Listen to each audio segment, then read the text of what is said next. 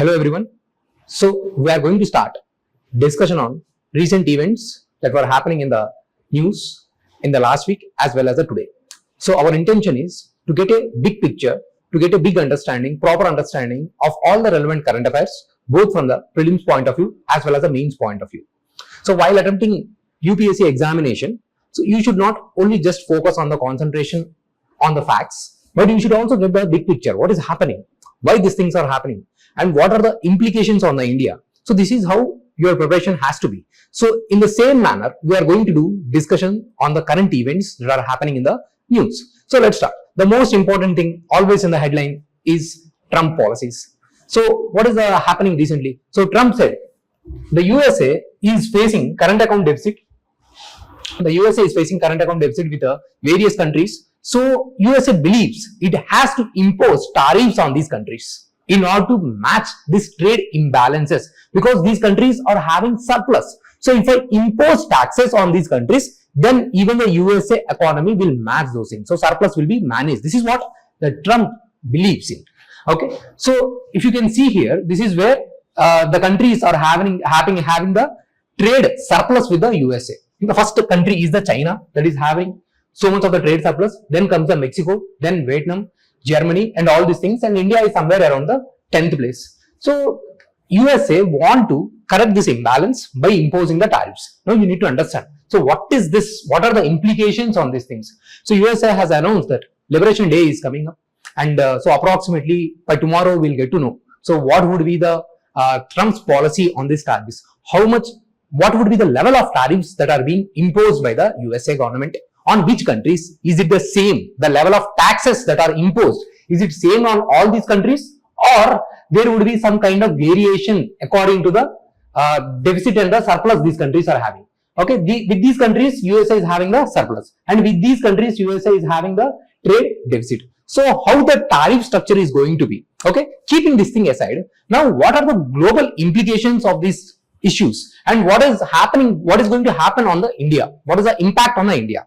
So you need to understand, by using the WTO and also various bilateral and multilateral mechanisms, we have arrived at present tariff structure over a bit of time, over a 50, 60, 70 years time period of time, with various discussions, with the support from the developed countries. In order to promote the developing countries, we have arrived at various conclusions. But with such kind of unilateral tax imposition, without discussions and negotiations with the other countries, with all the good deeds we have done in the last few years, that can be damaged. Why that thing would happen? So if the USA government will impose if the US government imposes the tax, wouldn't there be counter retaliatory measures? Already Canada has imposed the tariffs on the USA. In the same way, European Union is also imposing the retaliatory tariffs measures on the USA. So all this thing is going to disturb the global economy. Now this is also going to push the USA under the recession.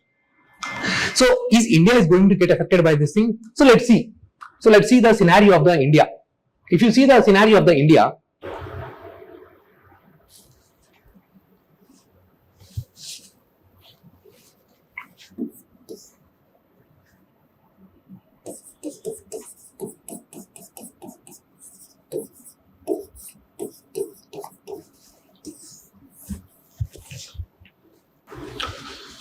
okay, so coming back to our discussion, so we were discussing various measures that are taken by the USA government in order to correct the trade imbalances. So USA government want to correct the trade imbalances. So they are imposing tariffs. These tariffs are as high as 25%, especially on the import of oil from the Venezuela. Now, are these things good? Are these things good for the USA or any other global economy? And what are the implications on the India? This is what we need to understand. And what are the implications on India? So, if the USA impose such a high level of tariffs on the other countries, would the other countries keep quiet? No, right? So, even they will start imposing tariffs or customs duty on the import of the USA goods in their countries. So what is happening? So if any country, USA, is importing from, let's say it is importing items from the Mexico,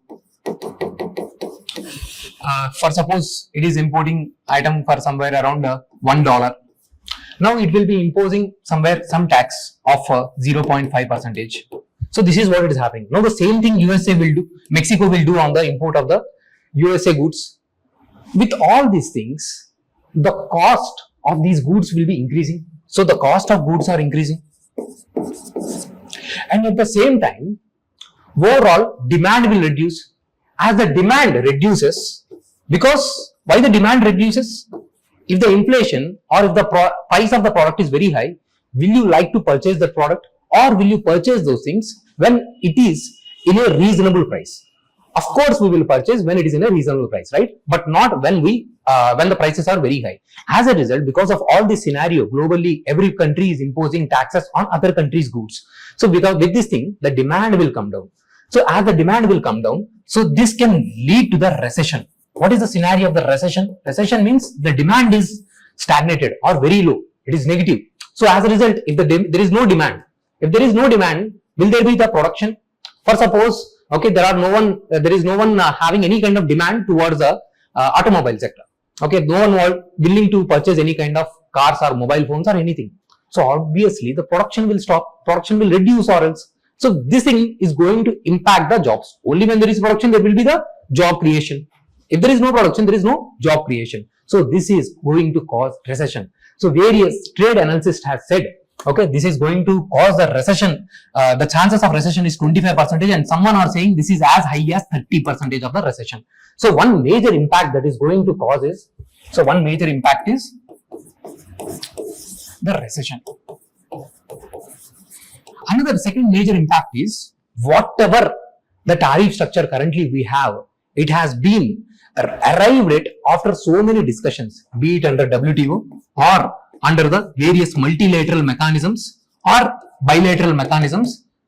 So all these things have been arrived after so many discussions. Now one country, just one country unilaterally changing all these things, believing it might benefit that particular country. But that is not true. If that was the true, we would not have done all these kind of discussions, right?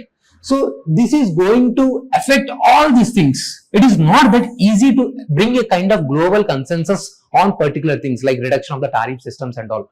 Over a period of time, we all sat together, different nations came together and they have discussed, okay, reducing the tariff structure can be beneficial for others. Okay, then at the same time, now certain developing countries have said, you guys are asking us to reduce the tariffs, but we are not technologically as competitive as you country.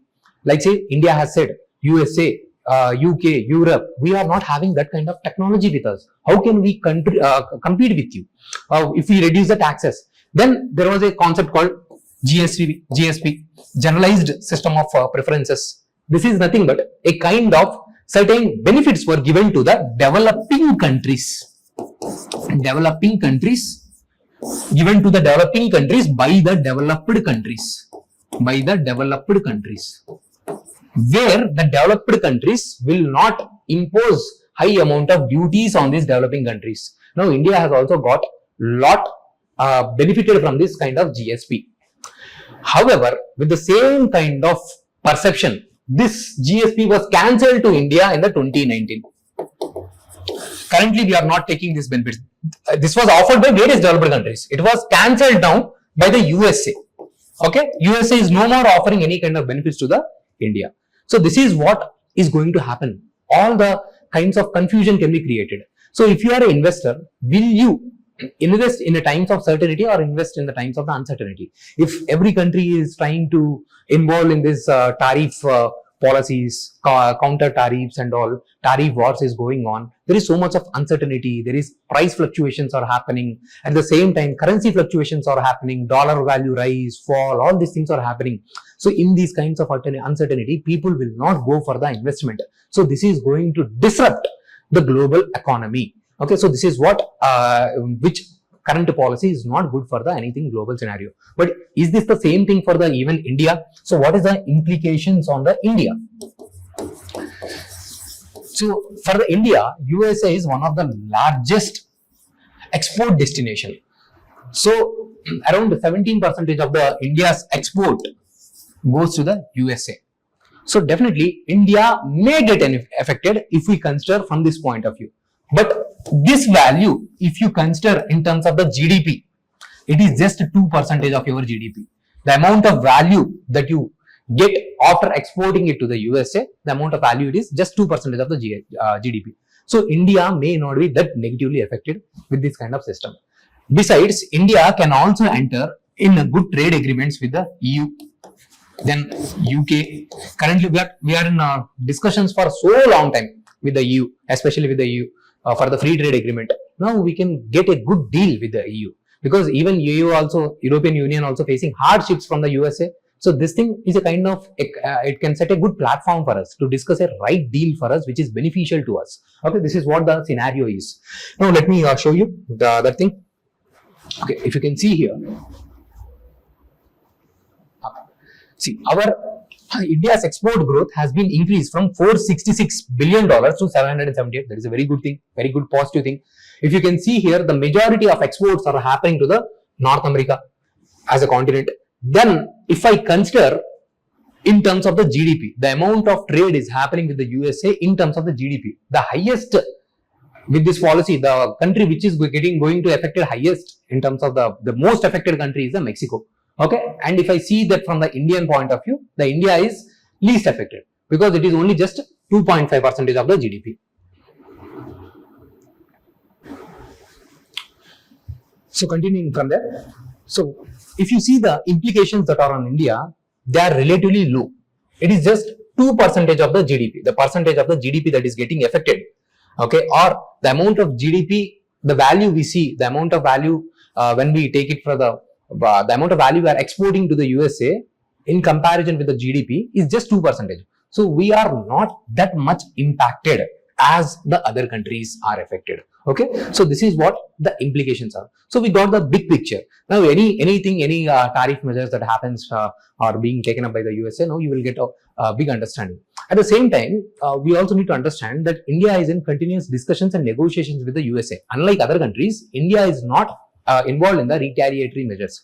India is involved in the discussions. We are doing various kinds of discussions with the USA as well. So USA said that India is willing to talk, willing to respond. So we may not impose similar kind of taxes on the India. So we need to wait and see what will happen with the India and between the India and the USA. Let's understand and let's see as the news opens up.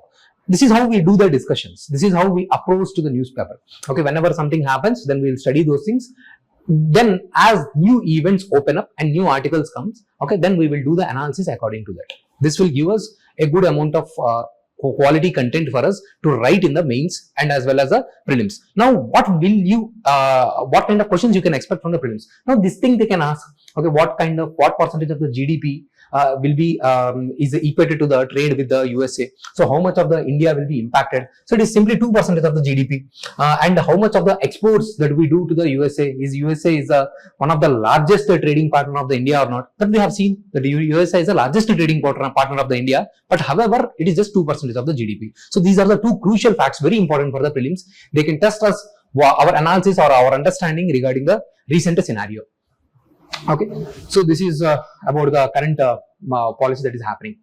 Now, USA also has certain other complaints regarding the India, which they are not that important. USA says, okay, you have imposed so many customs duties or on the agriculture commodities that are being imported from the USA. So you need to reduce it. You do not have proper intellectual property protection in India. So the patents, if the company applies for the patents, it takes a lot of time in India. The procedure is not valid. So you have various restrictions on this intellectual property regime. So these kind of various allegations are being done by the USA. So we will see as we go on, as we proceed. So that this thing is not that relevant for us. Let's see. Now let's move to the next topic. I want to deal here itself one more topic. One more thing that USA is currently doing is USA also has the very northernmost base in the Greenland. Okay, so that base name is also called Pittsburgh Space Base. Previously, it was called as a Thule Air Base. It is the northernmost base for the USA. It is in the Greenland. It is somewhere here. Now, for the USA, it is very easy to launch any kind of missile attacks towards the Russia. Okay, Russia is closer towards this Greenland, and if you can see here, and this is the zone from where various submarines or any warships can travel from these areas. So that's why having a kind of military presence in this area is important for the USA. But Greenland is currently an autonomous region. Basically, it has a kind of agreement with the Denmark. It is not truly independent country. It is under the Denmark. But however, it is autonomous. Denmark has given freedom to the Greenland. If today it wants to declare itself as independent country, they can do. But however, USA is saying we want to gain total control over the Greenland for this kind of base, military base. So now even the Greenland is opposing the USA. So these kind of disruptive policies are being taken up by the USA. So we need to wait and watch. But again, from the Billings point of view, they may ask what is the capital of the Greenland and who is having the base at this point. Pittsburgh Space Base, okay, or Thule Air Base is the base in the Greenland by the USA or England or Denmark. They can ask such a kind of simple prelims based question, and you will think, you will get surprised. Who will remember the capital of the Greenland? Who will remember the air base that is present in the Greenland? What is who is concerned about the air base of the or military base of the USA? This way you may get confused. So that is what we need to study. Now, what is happening in the Nepal? So you might have seen various protests are going on in the Nepal. So you might have seen that previously Nepal was under the monarchy. Then with pro-democracy protests, the monarch has been brought down and democracy has been imposed. But there was no stability. You know, whenever the major change happens, so it takes time for the adjustments. But however, in the Nepal, such a kind of disruption is happening from the long duration.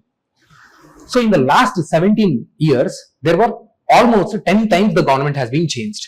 And at the same time, the Nepali people are facing various kinds of problems. There is huge amount of unemployment and the economic growth rate is also not very high. They are struggling somewhere with the 3% and all. So with the high amounts of the poverty, unemployment, with these kind of problems, there will be so much of the social unrest. So they are saying again, we want the monarchy back. So this is the problem. And another problem is, now they are saying, the Prime Minister Oli says, there must be some hand by the Indian government. They are the one who is provoking these kind of protests against the government. Now, what is this thing? So it is not necessary to impose some kind of allegations on the India. That is not the right thing. There are no evidences, there is no intelligence reports or anything. It is just like a kind of allegation, which is not good thing. Now, same thing is also happening in the Bangladesh. I hope you got the big picture, what is happening in the Nepal. So as we go on, we proceed and then we will see what kind of other things add up in the news. Accordingly, we have to do the discussion. So for now, you have understood what is happening in the Nepal, why the people are fighting. Now, there would be too many articles coming up and all. So all those things may not be relevant. If anything that is relevant, we will do the analysis of it. Only that relevant aspect for the UPSC exam, you will be understanding and you will be studying that part. So this is what is happening in the Nepal. They want to reinstate or reimpose the monarchy. It is like going backwards, right? From the democracy or going to the monarchy. How good is that thing? Okay, it is not good thing. Now, what is happening in the Bangladesh? Okay, let me go to that part.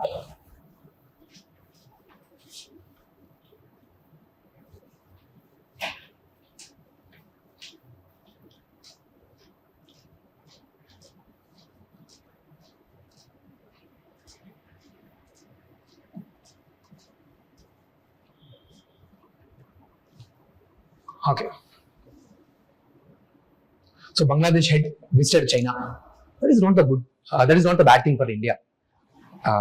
They have made some various kinds of deals. So China has promised we will invest in the Bangladesh ports and we will also invest in the infrastructure projects and we will participate in the development that is going to happen in the Bangladesh.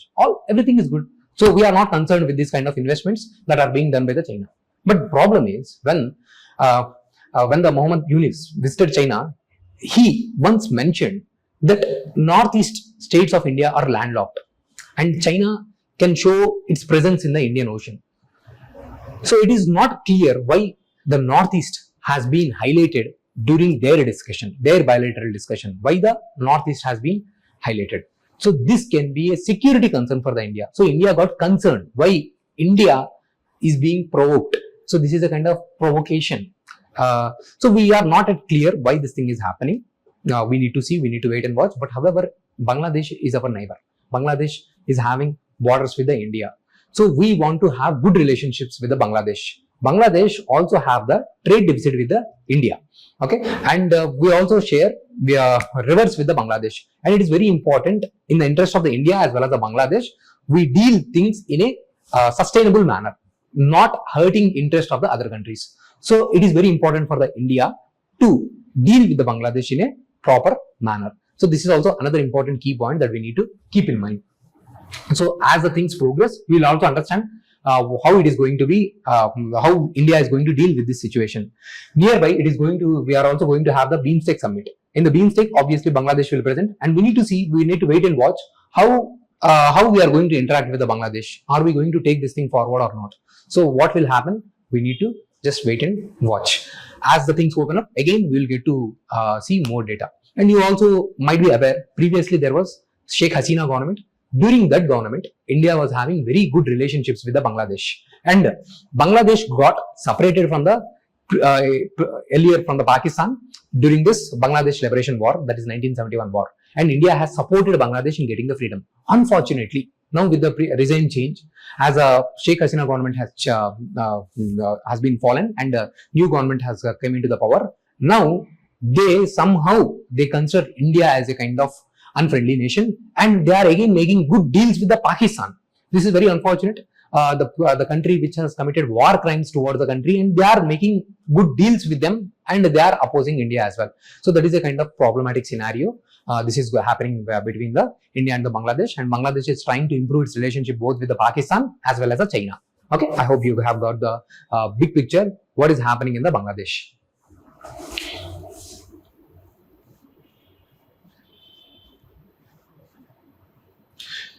Since we have discussed Pakistan, let's understand what is happening in the Pakistan. Various kinds of terror attacks are happening. So while doing these topics of international relations, so we also need to understand the mapping. So when you are doing any topic of IR, so you need to also cover and see the mapping locations. It is not necessary for you to do each and every location, but those locations which are appearing in the news in a very frequent manner, you should be aware of those locations. Now, one such important corridor is Wakhan corridor. Wakhan corridor is a very small, narrow track of the Afghanistan in its northeast part. If you can see here, this Wakhan corridor has borders with the POK, Pakistan Occupied Kashmir, Pakistan, as well as the Tajikistan, and also have some boundary with the China as well.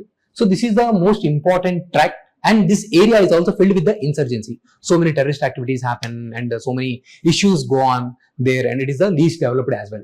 Somehow Pakistan also wants to control this Wakhan corridor. Okay, but because of this thing, there is a dispute also happening between the Afghanistan and Pakistan. So you need to understand, currently in the Afghanistan, there is a Taliban government. Pakistan thought with the arrival of the Taliban, Pakistan might put more pressure on the India. So Pakistan thought they can have very good relationships with the Taliban, and they have supported the Taliban. But unfortunately for the Pakistan, they are having disputes with the Taliban. There is a boundary called Durand line. This part, if you can see, okay, this line is nothing but the Durand line. So Pakistan, okay, there is a boundary dispute between the Afghanistan and Pakistan. Afghanistan is not ready to accept the Durand line as a kind of border between the Afghanistan and Pakistan. So they are raising this dispute. But Pakistan believes accept that Durand line is a kind of official boundary between the Afghanistan and the Pakistan. So that's how there is border disputes that are going on between the Afghanistan and Pakistan regarding this boundary dispute. Okay, so the Durand line. Now, if you can see the province that is present in the Pakistan, that province in the eastward of this Durand line is the Khyber Pakhtunkhwa province. This province. Here you have the Khyber Pakhtunkhwa province. If I show you on the map, this is that part. Okay. If you can see here, okay, this part is the Khyber Pakhtunkhwa province, and here this is the Baluchistan province.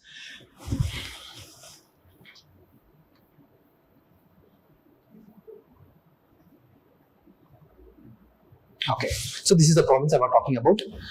Now, this Khyber Pakhtunkhwa province have local tribal people called Pakhtuns, and they are spread in the Afghanistan as well as in the Pakistan. Now, they also consider themselves or want a kind of independent and autonomous territory. So Pakistan is going through various issues. On one side, they are having the boundary issues with Afghanistan. On another side, they are also facing the internal dispute where this Pakhtun's tribal group of people, they also want autonomy. On the other hand, there is another major province of the Pakistan, that is the Baluchistan province. If you can see here, just like in the Khyber Pakhtunkhwa province, where they are having a kind of border disputes with the Afghanistan, here they are entering into disputes with the Iran. Now, Baluchistan is the largest territory of the Pakistan, but has the least populated area. Now, even this Baluchistan group, okay, they are also asking for the more autonomous territory. Again, here the Pakistan is facing huge amount of unrest and disturbances and insurgency going on. This is another crisis that Pakistan is facing. So, as a UPSC aspirant, we need to be aware. So, where is this Baluchistan province and what is the implications of it? If you also see here, there is a China-Pakistan economic corridor that is being constructed from the China, that is being built from the China towards this Arabian Sea. And this China-Pakistan economic corridor passes through this Baluchistan province. And India, on one hand, for the India, as this CPEC corridor, as this passes through the Pakistan occupied Kashmir, so India is concerned with this project. For the Pakistan, this can be a kind of good development because of this construction of the highway project. This can also lead to the more job creation. On one aspect, such a kind of development when happens in the Pakistan, this can bring stability and this can also reduce the terrorism in the Pakistan. So it can have the positive implication. But when such a kind of project passing through the Indian territory and when the India is not involved, so this is a kind of security threat to the India. So that's why India is not ready to accept this project. Now the same problem for the Pakistan here is, since the Baluchistan is going through some kind of internal disturbances and this area is highly unstable, so this project might get halted and this project is not moving forward. This is how the Pakistan is also facing the internal crisis. So this is how these things are keep appearing in the newspaper. So various areas that are coming in the newspaper.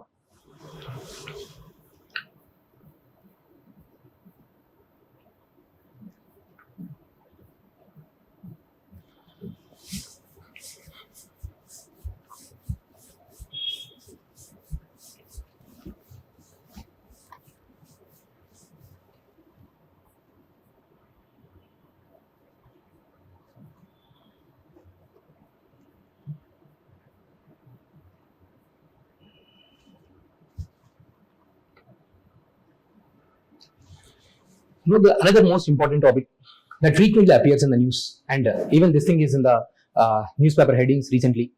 So rupee is depreciating and reaching at a historic low, 87, and it may go and touch 90, 100. So why is this thing happening? Is this a concern factor for India? What are the implications of it? So again, we need to understand the big picture here. Once we understand the concept, these things keep occurring frequently. Every small changes in the rupee value for 1 rupee or 2 rupee fall or rise, it keeps appearing in the newspaper. But once we understand the concept, we need not follow every small changes that keeps on happening. So we need to understand the big picture. So the major thing that is happening in this rupee depreciation, the rupee depreciation, firstly we need to understand what is rupee depreciation and why is the reasons for the rupee depreciation is happening because of the internal factors or any global factors. This is what we need to understand. So let's understand this thing. If we are doing any kind of global trade, now if I have to purchase any kind of item from the USA, so the trade will happen primarily in the terms of the dollars. We can't go and sell, go and buy or purchase items in terms of the rupee. So why do we do this kind of trade in terms of the dollar? So that is because dollar is the most acceptable currency and the most stable currency. Not just with the USA, even if we purchase any kind of product from the EU or UK or any Russia, so primarily they accept only hard currency. They are not going to accept rupee. So there are a set of hard currencies. So that's why the value of rupee in relation to these hard currencies are very important. And primarily the most important hard currency for us is dollar. So anytime when there is changes in this value, for suppose if the rupee value in terms with the dollar is falling, it is going from 80, 90, 100, then we call it as a kind of depreciating. Now why this thing is happening? The primary thing here happens is supply and demand.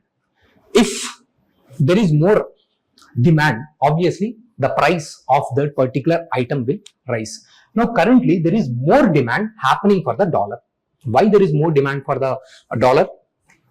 With the kind of global disturbances that are happening, as an investor, if you think in which item you want to invest, the things which are highly stable, which is not showing any kind of uncertainty or volatility.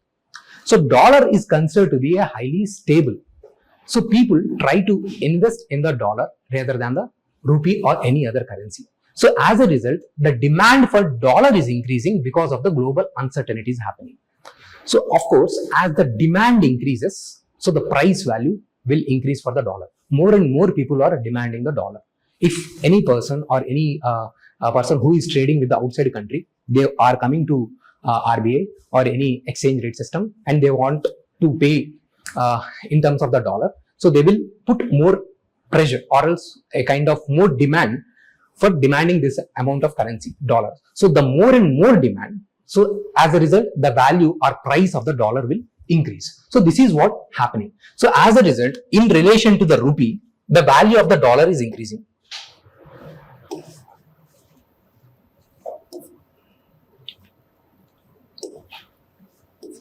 As the demand increases, this is leading to its rise of value. So if you see from the time of the independence, its value is consistently rising from 48 onwards to the current level of 87 and 88. So now we need to understand what are the implications of this. So should we be concerned about this kind of price rise that is happening in terms of the dollar, or should we not concerned with this thing? So one thing happens here is, one positive thing that happens here is, for suppose, let's understand here, let's assume this way.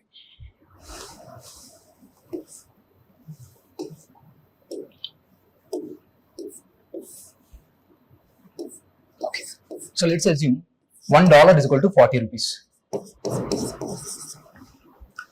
Now, I am the one in the USA who is importing apples, 1 kg of the apples from India and selling it in the USA market. And I purchase 1 kg of apples. 1 kg of the apples, which is equal to 40 rupees. These things I am purchasing it from the India and selling it in the USA. Now when this thing happens, so everything is fine. Now let's assume a scenario where now the scenario is $1 is equal to 80 rupees. Why this thing has happened? The demand for dollar has increased in relation to the rupee. So now previously for $1 I used to pay 40 rupees. Now in order to get $1 I have to pay 80 rupees because the demand for that $1 is very high. Till here everything is fine. But now the person who is importing these apples from the India, now he will think, now for the same $1, I can get the 80 rupees. Now why should I purchase 1 kg? Why not purchase 2 kg? This is what the person who is importing items from the India will think. And this person, same person, will be able to sell 2 kgs in the USA market. Now the apples that are being grown in the USA might not be that cost competitive. They might be still selling at the same 80 rupees, whatever it is, okay, or they might be selling only 1 kg per $1. But this guy who has imported apples from the India is now able to sell 2 kgs per $1. This is one way to look. So as a result, people will import more items from the India. This is what happening. So as a result, the exports will also increase from India. And this is a scenario. As the US's dollar is strengthening, the more and more exports are happening to the USA, and the other countries are becoming more export competitive. And this is what the various economists, even the Raghuram Rajan, says, that we need not be concerned about the rupee depreciation. This thing happens because of the supply and the demand mismatch. So it need not be a problematic concern for us. So if you can see here, there is a kind of benefit that is happening. But so on one side, it is going to promote the exports. But what if I have to import certain things and pay in terms of the dollar? Then I might face the problem. Let's say I have to go and study in the USA or Europe. Now I need to pay some $1,000. Now to get the $1,000, previously I used to pay for $1 40 rupees. Now in order to get the same $1,000, I have to pay 80 rupees.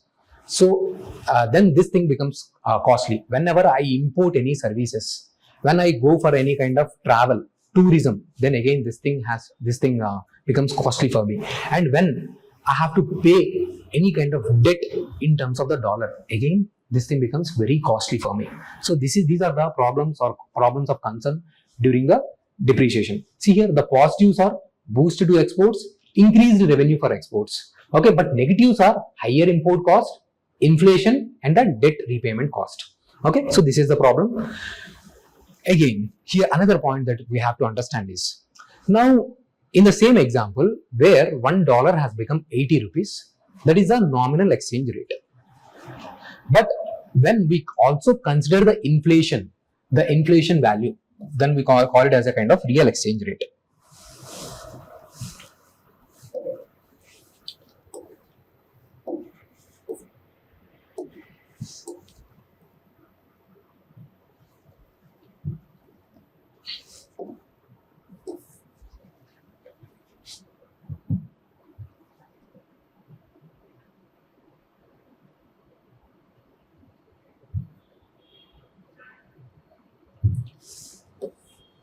Okay, so when I consider inflation, then it is called the real exchange rate.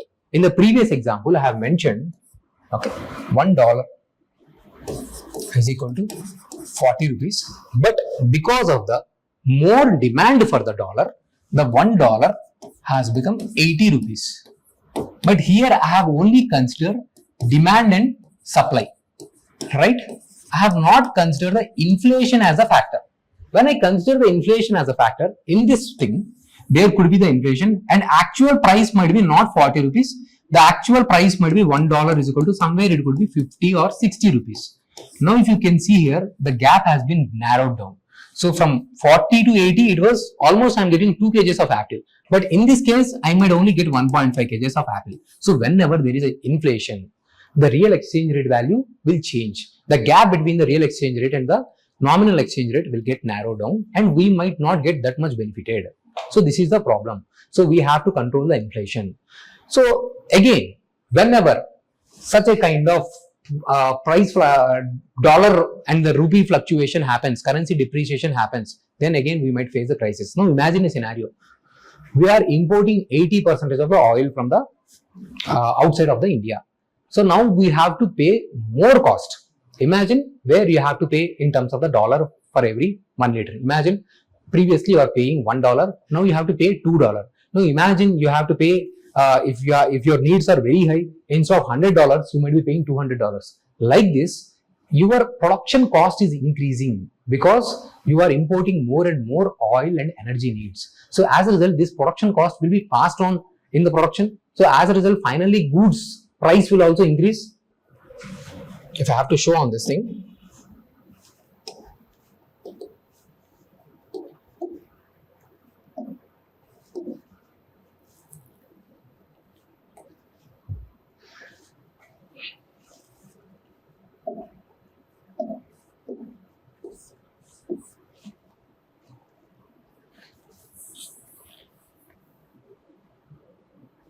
okay.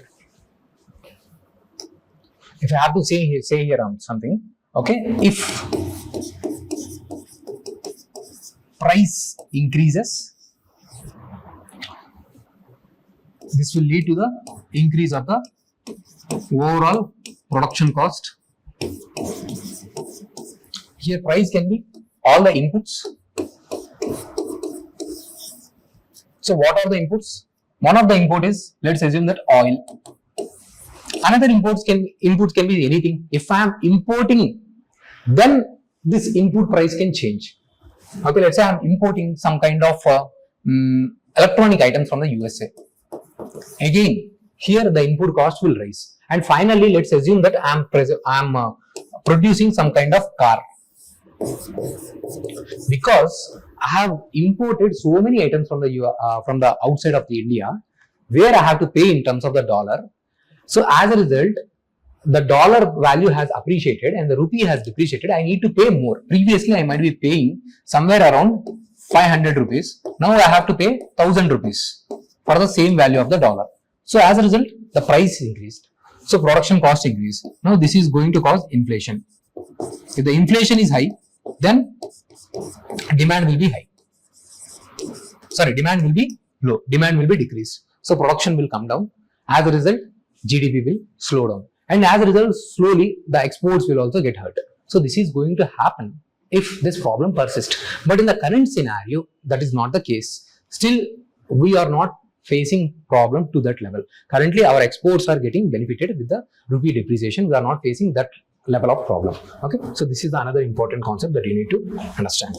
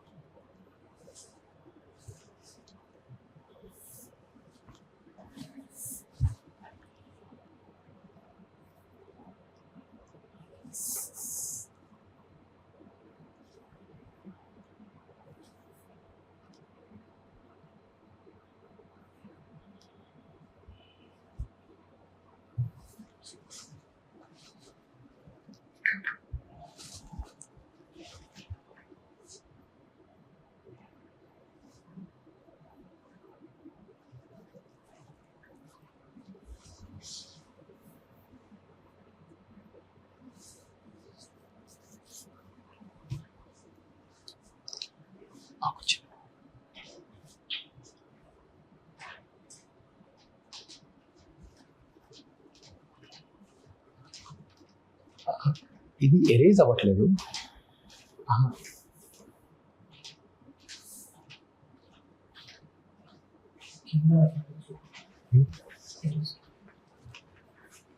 అందులో రావట్లేదు.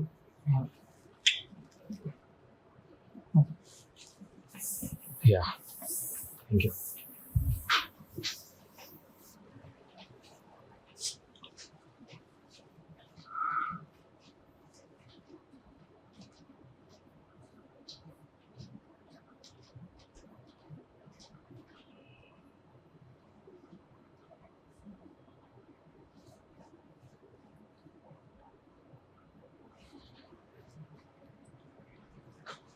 Okay. Now another simple topic is just before. One second. Okay. So another simple topic here now we need to understand is purchasing managers index. Now, in order to make any policy by the government, how do you make a policy based on some kind of data? So if I have to make any kind of policy on the manufacturing sector or service sector, I need to understand whether this manufacturing sector is growing or struggling in any area. So for that, I need to have the data. So one such data that is collected by the annual survey of industries. This is a government survey, annual survey of industries based on the amount of production that happens. Production means the actual amount of production, means like say if I produce something, if I produce some mobile phone, if I produce some kind of laptop, some pen, this is what the production, based on the actual production, annual survey of industries is being conducted. And then there is another survey that is conducted by the private body. And this survey is called the manufacturing PMI. Sorry, Purchasing Manufacturing Index.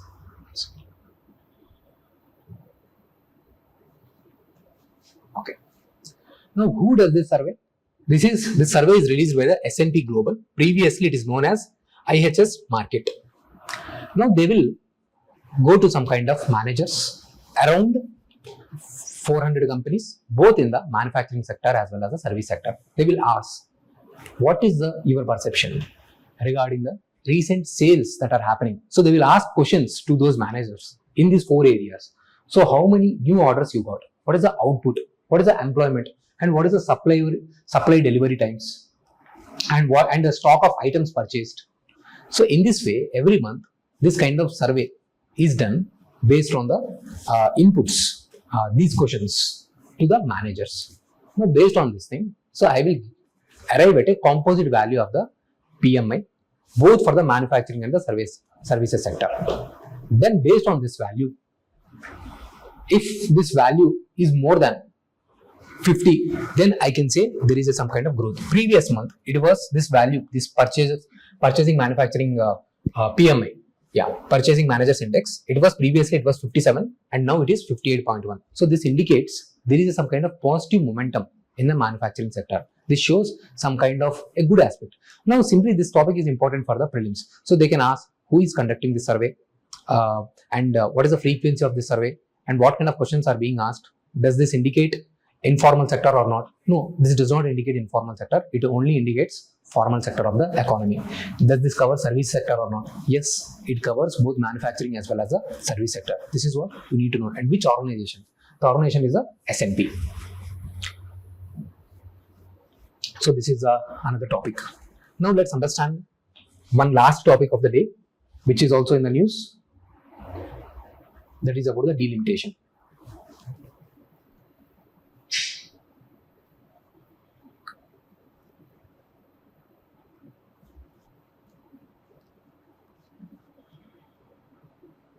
Okay.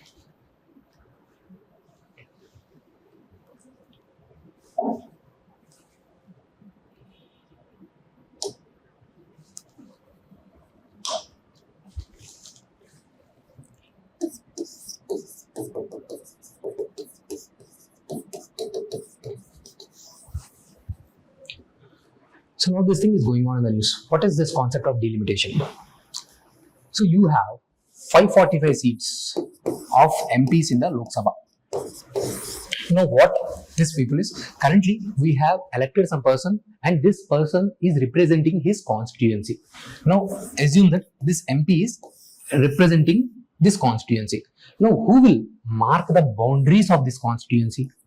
And can this MP have bigger boundary than the other MP?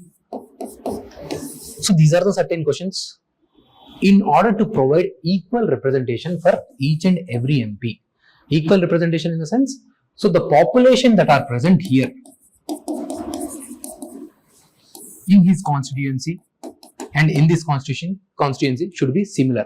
It should not happen that this MP is representing 10 people and this MP is representing 1 lakh.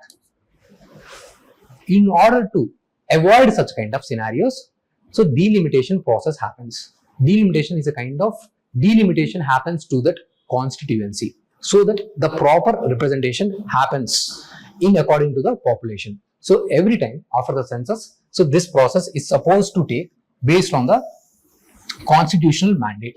So for this to happen, with the Delimitation Act, a statutory body will be formed. A delimitation body, delimitation commission will be established, and this delimitation commission will involve in various surveys and they will readjust the boundaries. For suppose the population during the independence was different.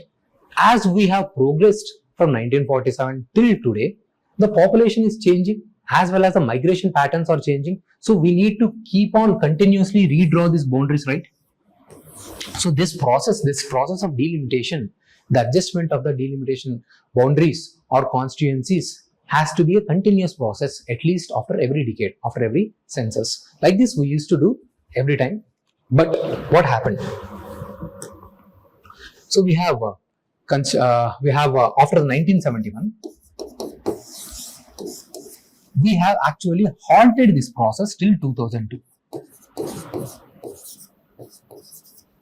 Then again we have halted this process till 2026. Why this thing has happened?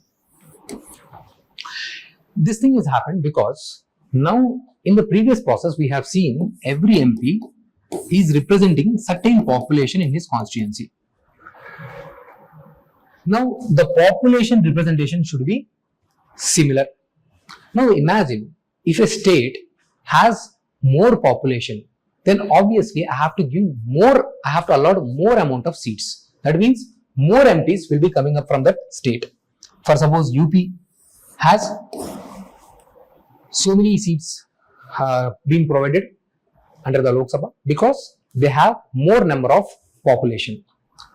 But if I don't do the population control, then again people might indulge in this kind of operation. Like say they don't have any kind of incentive. The more and more population, the more and more representation. That state might get more amount of MP seats. So this can lead to unnecessary things. So the government at that time decided that we will stop this process till 2026. You all go for the population control measures. So our population policy also indicates this year till 2026 we have to control the population. So that's why we have halted this procedure. Okay, everything is well and good. Now coming to this year 2025. Now if you do this population check, the South Indian states are able to better control the population. The North Indian states are not able to control the population as the South Indian states have done. So now if I have to do the delimitation again based on the population, automatically the number of seats allotted for the South Indian states, will be less than the North Indian states. So North India might get more representation in the Lok Sabha. So this might affect the growth of the South India. This is one issue. Another such issue is Finance Commission. Finance Commission is a recommendatory body which gives certain recommendations of how the funds has to devolve between the center and the states. So Finance Commission do certain things. Two things. One thing, devolution of the funds between the center and the states. This is the first major role. Finance Commission gives a recommendation. Then second major role, the horizontal devolution. What should be the criteria? Those funds should be distributed between states. So in this criteria, population is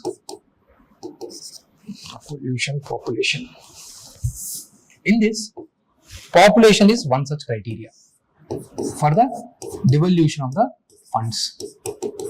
Now South Indian states say if the North India have more population, then they might get more funds from the Finance Commission. Even the 15th Finance Commission has used 2011 census as one of the criteria, but somehow it has balanced with the performance. So overall, that much effect has not been shown. But South Indian states say, as we go on proceed, okay, after the 16th Finance Commission, or maybe because of the unequal representation, so South Indian states might face problems both in the because of the delimitation and as well as the financial devolution. So much of issues are going on between the federal issues are going on between the center and states that has to be resolved. So few experts say, why not resolve this thing? Okay, so what we can do is increase the seats, increase the Lok Sabha seats. Currently, the maximum value has been capped to the 550. Why not increase it to the 880 and increase the seat share both to the South India as well as the North India. Of course, there would be more seats being allotted to the North Indian states. At the same time, what you can do is change the composition of the Rajya Sabha. In the Rajya Sabha, currently again here also seats are being allotted based on the population. Why not make the representation fixed, like it is happening in the USA? in the USA, in the House of Representatives, the seat allocation is fixed. There is no variation based on the population. So why not do this way? So these are the recommendations going on. So we need to take any kind of sustainable solution, a kind of productive solution. And we have also not conducted the census post 2011. So it is very important that we conduct the census. We are supposed to conduct in 2021, but however, the census got delayed. Every year since 1882, for every decade, okay, we are conducting the census, but somehow this is the first time the census has not been conducted. These are the certain reasons why the delimitation is important. Then another third important factor why the delimitation is important is also the amount of seats that are being reserved for the SC and ST community, or which area seat, which constituency seat has to be reserved. Again, this is also being decided by the delimitation commission. If we don't do this delimitation commission as per the recent census, then again this process will also be affected. And recently women reservation bill has been passed, and even this was also linked to the delimitation. So it is very important for us, for considering all these factors, to conduct the census and indulge in this delimitation survey, delimitation process as early as possible. It will be good for everyone.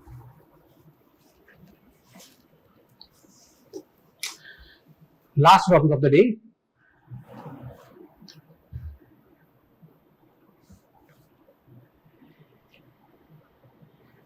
Currentaffair Wildlife Sanctuary. This sanctuary is in the news. So this sanctuary is in the news because Forest Department has conducted a survey and they have found various new species found in this region. Okay, some 41 new species, 6 new species of butterflies, birds, but that is not the most important aspect. The most important aspect is where is this wildlife sanctuary is located. That is the most important aspect. Okay, and this wildlife sanctuary is present in the Nilagiri Biosphere Reserve. Okay. If you can see here, this Currentaffair Wildlife Sanctuary shares a boundary between the Mukurthi National Park, which is in Tamil Nadu, and the Silent Valley National Park. These kind of facts they repeatedly ask in the UPSC. Once they have asked, okay, where which is the point where the Western Ghats and the Eastern Ghats meet. Okay, so based on that question, we are trying to understand how we can study for the future topics. Now see here, this wildlife sanctuary is a kind of boundary between the Mukurthi National Park, that is in the Tamil Nadu, and also Silent Valley National Park.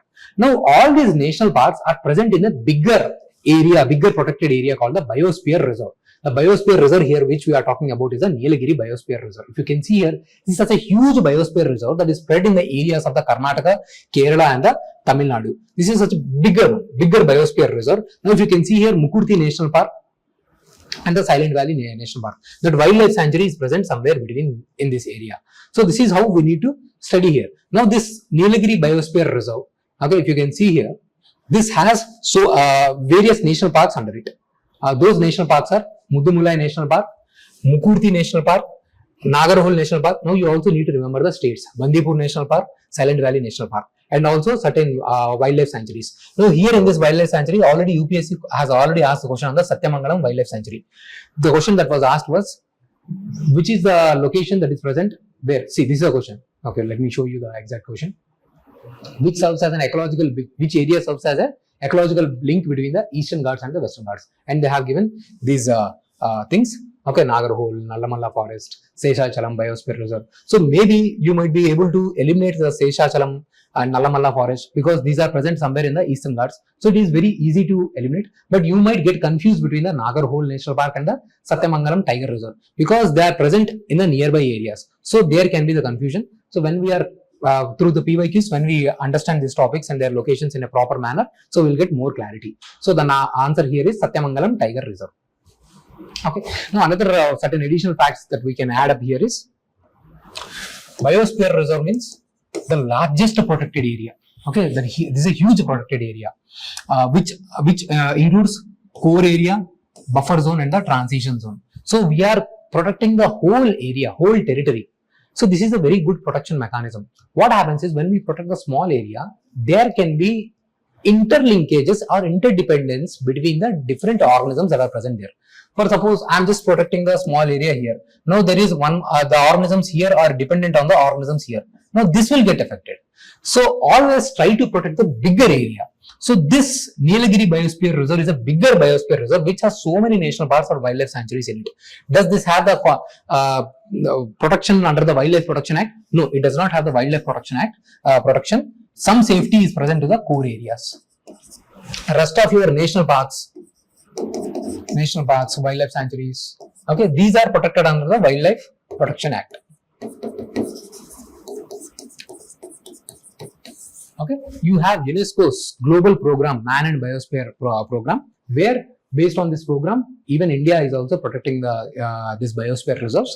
Okay, in that area, India has 18 biosphere reserves, and only one marine biosphere reserve is Gulf of Mannar.